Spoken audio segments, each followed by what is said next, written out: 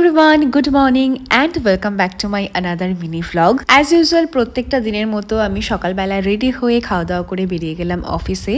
আর আজকে অফিসের পর গেছিলাম একটা ফলের দোকানে, কিছু ফল নেওয়ার ছিল।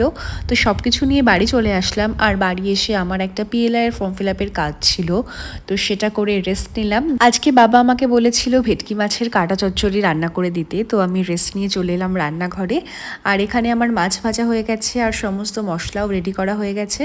এখন আমি রান্নাটা করছি। আজকে এটা খেতে খুবই ভালো হয়েছিল। তোমরা কারা কারা এই প্রিপারেশনটা খেতে পছন্দ করো কমেন্টে অবশ্যই জানিও কিন্তু। তো খাওয়া দাওয়া শেষ করে আমি ড্রাই ফ্রুটস আর চিয়া সিডস ভিজিয়ে রাখলাম। আর অনেক কিছু আজকে স্টোর করার দরকার ছিল, যেমন ওটস, কর্নফ্লেক্স, কিশমিশ। তো সেগুলো সমস্ত কিছু আমি প্যাকেট থেকে জারে ভরে রাখলাম। তো এগুলো মোটামুটি অনেক দিনই চলে যাবে। আর সুদীপ আজকে ডোর গ্যাপ ফিলারটা লাগালো। বাইরের ধুলো পোকামাকড় আটকানোর জন্য এটা একটা খুব ভালো অপশন। Okay, by.